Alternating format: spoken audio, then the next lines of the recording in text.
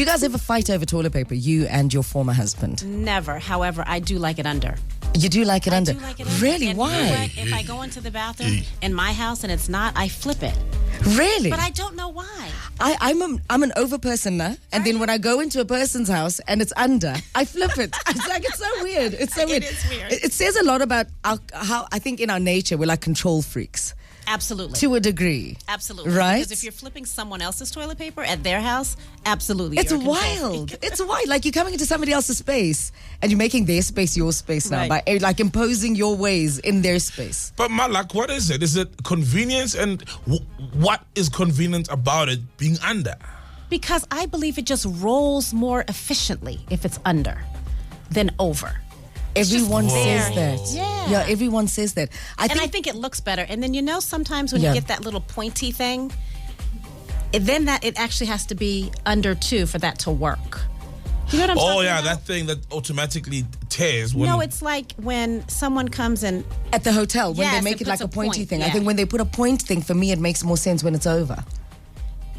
Because then you see the point. You can only get the point that way, maybe. Yeah.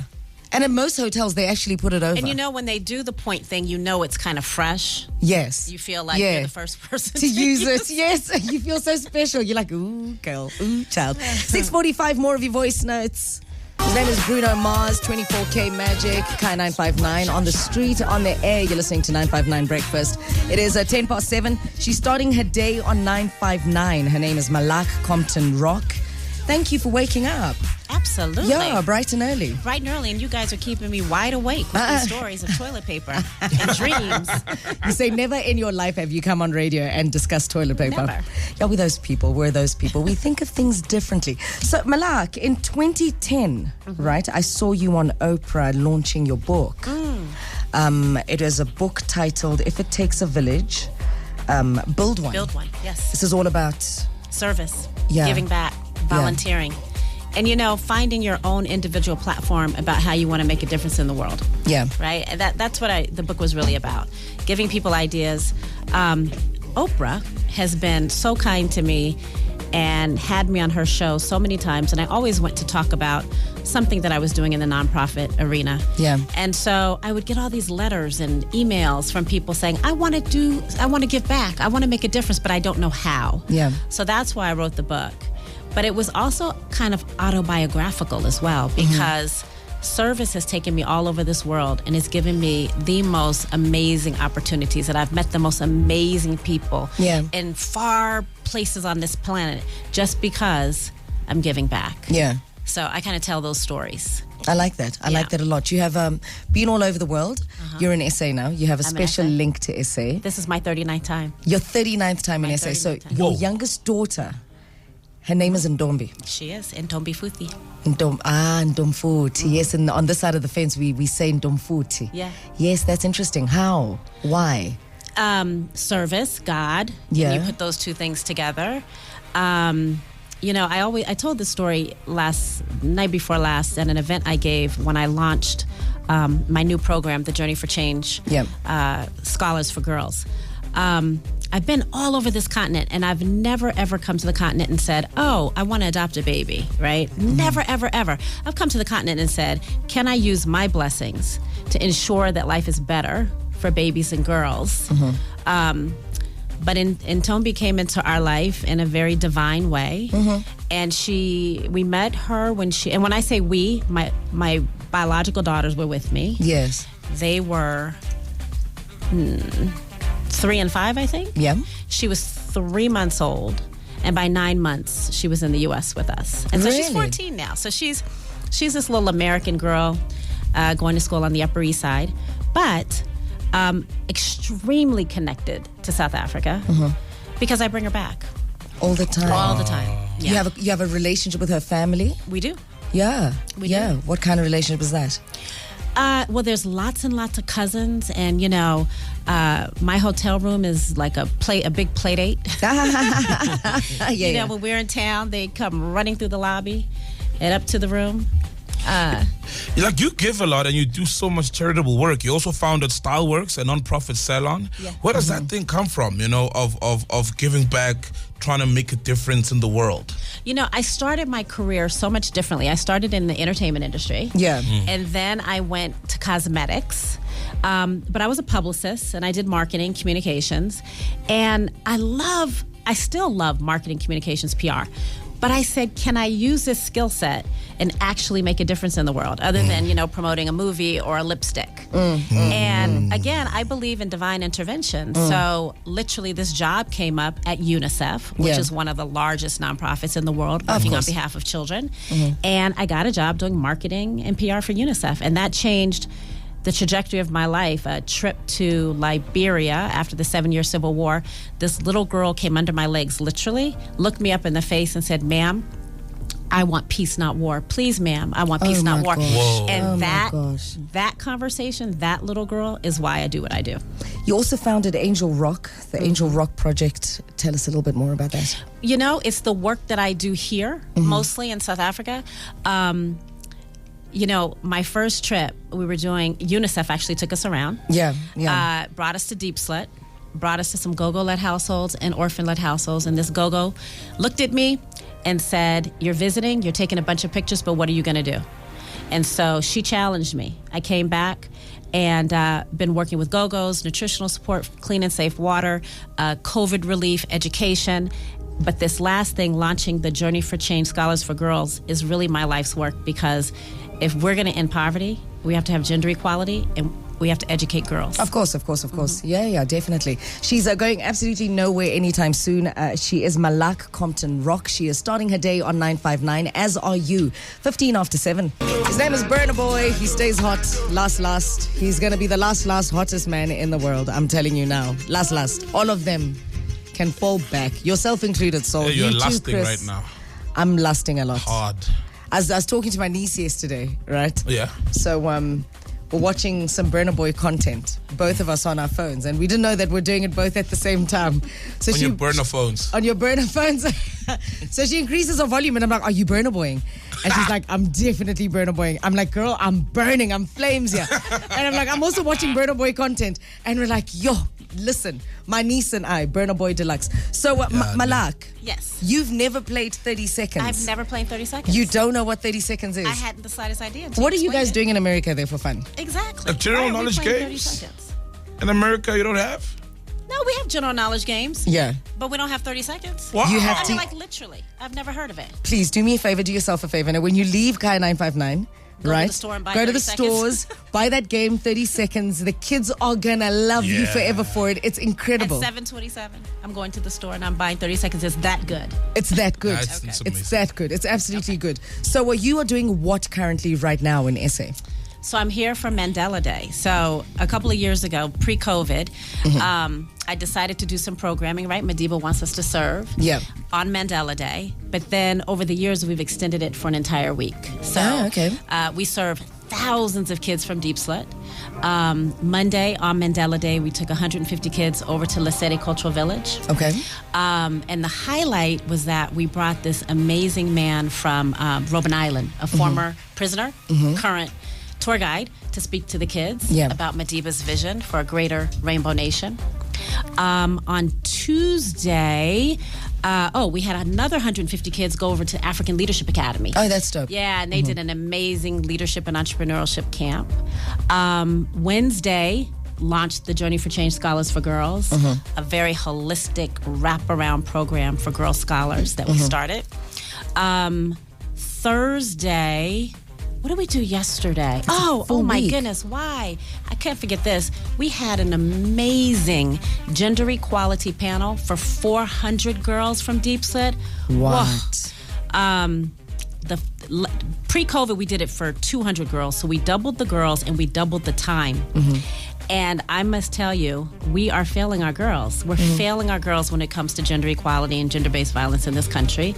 And other than my education program, this is going to be my life's work. This is really going to be my life's work because we have to do it.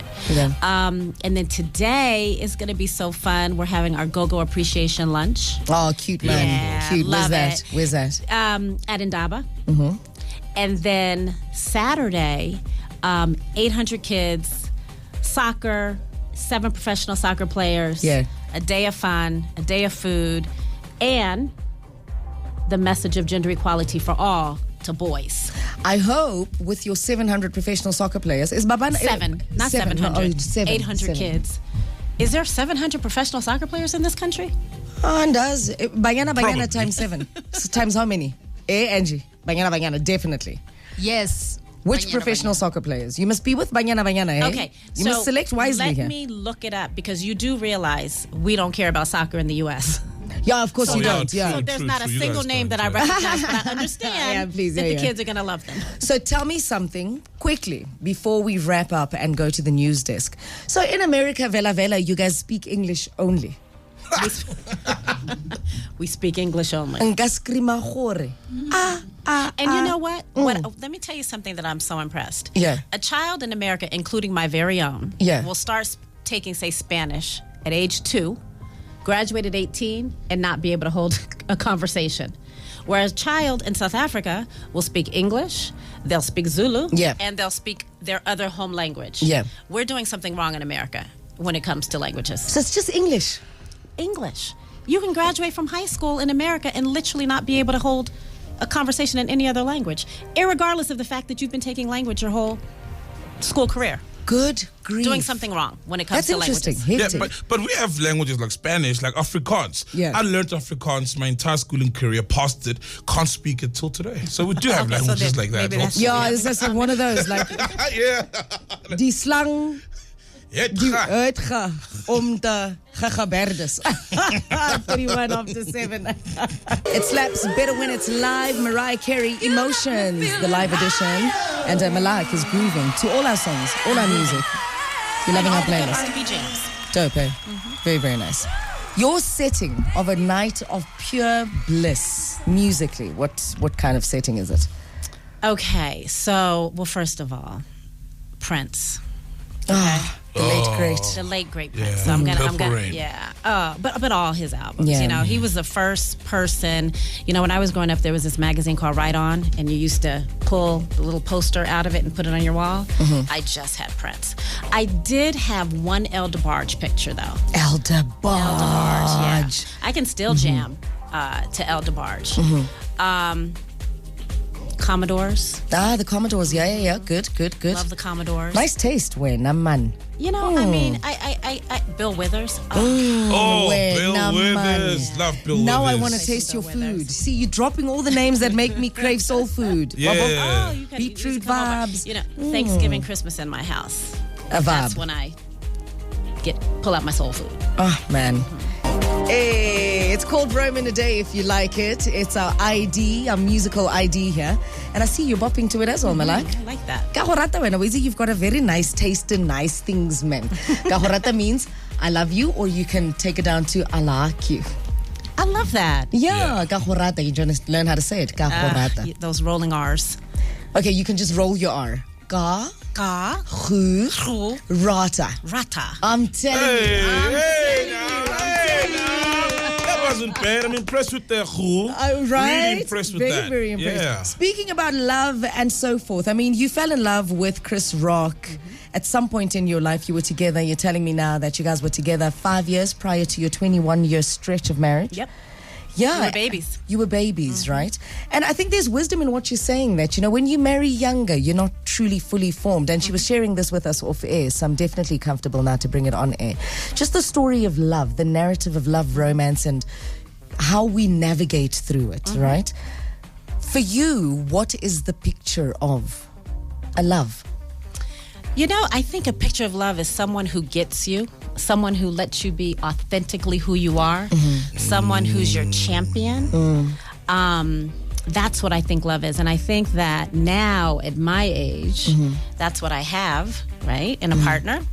But I don't regret, you know, yes, do you get married and want it to, be for life? Of course. Nobody gets married and says, this is going to be a 5-year marriage or a 10-year marriage or a 20-year marriage, right? That's what you want.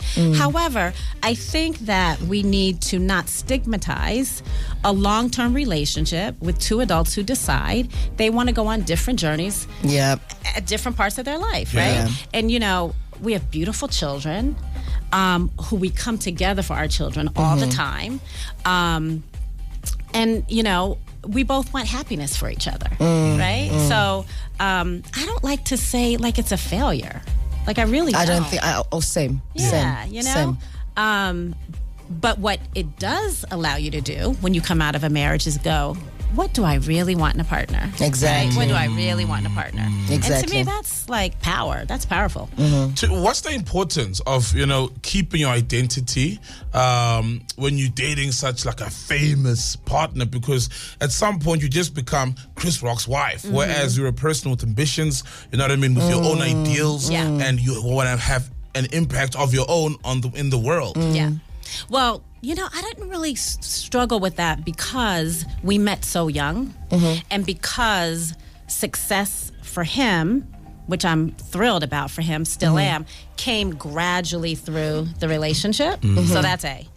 And B, I've been on your show talking about what floats my boat, right? Of course, my course, soul, of course. which is giving back in service. Yeah. And I was always able to do that through the marriage, in the marriage. Yeah. And keep my identity through what really feels good to me.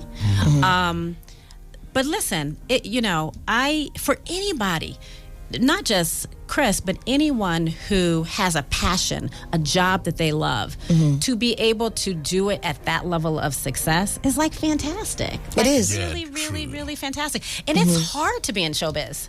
It's hard to be in showbiz. Most people in showbiz can't make a living from it. Yeah, that's true. And this guy has been making a living at it and been at the top of his game for a very long time. Yeah. He's about to play Madison Square Garden.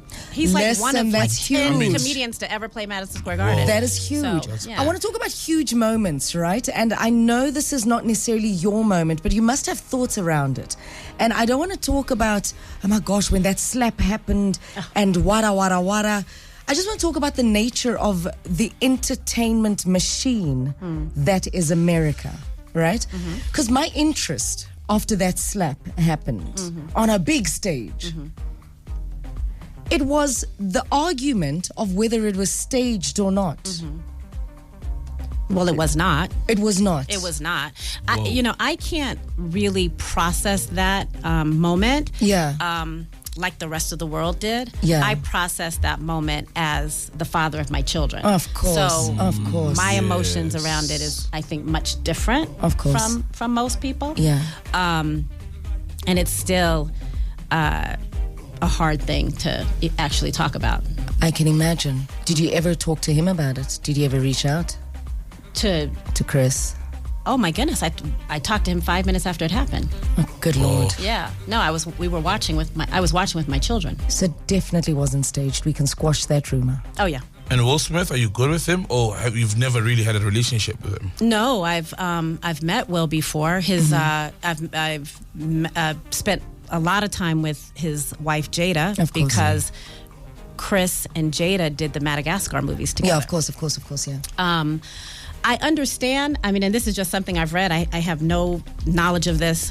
I understand he went to India to try to seek some solace. And all I can say is that I hope that works. I hope that works for him. How are the kids about it? I know it's a very sensitive issue for you, and you don't really like to talk about it.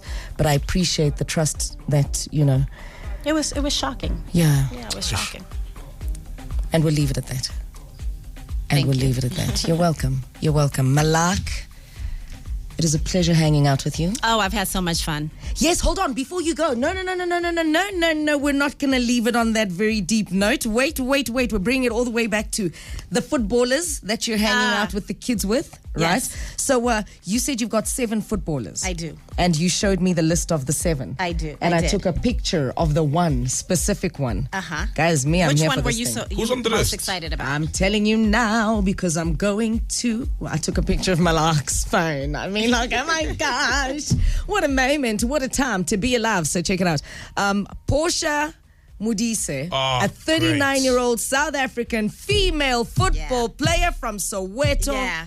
And she was named Player of the Championship at the 2006 Women's African Football Championship. Thank you very much, ma'am. And like I said, we don't follow football in the United States. But when I saw that woman on the list, I was excited. Just so as now I am, right? I am. So now that you're even more excited, I can't wait to meet her on Saturday. Yes, I'm very excited about that. So what's the rest of your week looking like? What's the rest of your stay looking like? So in SA? we wrap everything up on Sunday, and then I haven't even planned it, you guys. That's how busy I've been. Yeah. I'm going somewhere in this country for 3 days. I just don't know where I'm going. Are you going to go Husa? I'm just trying to find. First of all, I need to find some warmer weather. Where am I Go going? to KZN. Go to Yeah, definitely. KZN. KZN. Go to KZN. It's winter this side. I know. KZN. Or you can go to Limpopo. Ah. There's no sea, there's no ocean.